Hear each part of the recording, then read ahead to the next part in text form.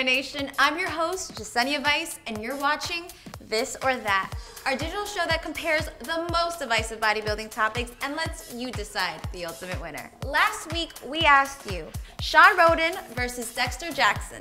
You voted, and the winner is Dexter Jackson. This week, we've got a special question for you. Which film is your favorite, Generation Iron 1 or Generation Iron 2?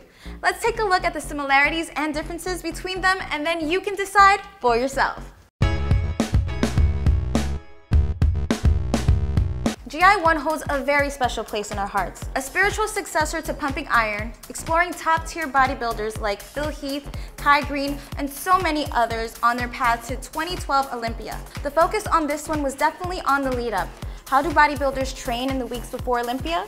How do they eat? What do they do? GI1 focused in on all that and gave us an authentic behind-the-scenes look. GI2 didn't focus on the lead up to an Olympia. Instead, it was all about other parts of bodybuilding, including how social media affected the industry, showcasing YouTube bodybuilder stars such as Rich Piana and Colin Von Mulger. Another key difference between the two is the bodybuilding philosophy. Established greats like Phil Heath, Hidetada Yamagishi, Kai Greene, and Dennis Wolf all star in GI1. The goal is to get the perspective of veterans of the industry, those who know the most about it. In contrast, GI2 focused on a newer crop of bodybuilders, the new school, involving people like Colin Von Mulger and other up-and-coming athletes in the sport.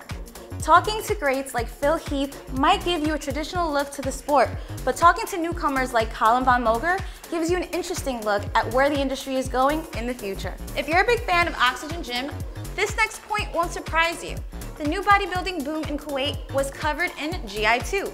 This could be a crucial point for fans whose interests lie in the latest equipment and greatest gyms. The film focuses on Ahmad Ashkanani as he trains in Kuwait, building towards the Arnold Classic competition. Which brings us to our next point. GI2's build-up to the Arnold Classic does not feature a classic rivalry like Kai and Phil in GI1. For some, that is the most exciting part about the first film. The fantastic and intense underdog story of Kai as he attempts to topple reigning champ Phil Heath. You can't make that kind of rivalry up, and sadly, it doesn't exist in 2017 for bodybuilding. Finally, the overall tone and spirit of the movies in what makes them so distinct from the other. Bottom line, GI1 was all about the Olympia, the competition, the training, the blood, sweat, and tears. It was a look into the hearts and minds of champions as they compete in one of the most exclusive and demanding shows of their lives. GI2 was about the bodybuilding industry as a whole. It documented the phenomenon of viral bodybuilding stars like Rich Piana, the rise of new bodybuilding movements overseas, and the ways the industry has changed from then to now. Which perspective matters more to you? The original or the sequel? There are two Generation Iron comments on this video, one for Generation Iron 1 and one for Generation Iron 2. Make sure to like the comment that fits your vote, and we'll announce the winner next week. Want to see more Generation Iron original videos? Make sure to subscribe to our official YouTube channel and to follow us on Facebook and Twitter. Until next time, I'm Jessenia Vice. Peace out. Rise.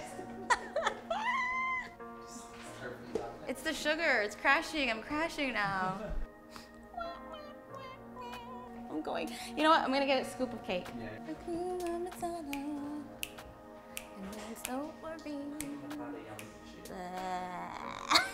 If anybody's gonna be laughing at my show, it's gonna be me. Okay. And then it disappeared.